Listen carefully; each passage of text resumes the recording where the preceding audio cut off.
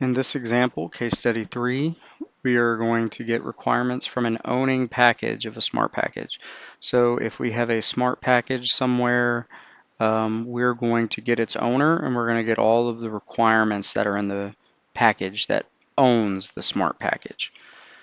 Okay, and we're going to do that first. We're going to start out with a simple navigation where we grab the owner, and then we're going to use that as the scope of a new find, and then we'll type requirements, find all the requirements in the model. We're going to deviate just a little bit from the way that it's done in the example because we're using project usages, so I can't edit any of these. And instead of copying them down, what I'm going to do instead is I've created 4 requirements here. I've created this smart package, and I'm just going to have it return these 4 requirements here.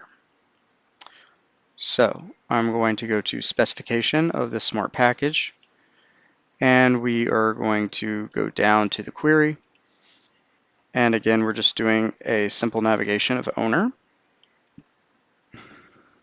Then we're going to select use as, scope of a new find, and then we're going to change this type to requirement, and this will find all the requirements in that owning package. Hit close, and we can see we've copied these 4 into here.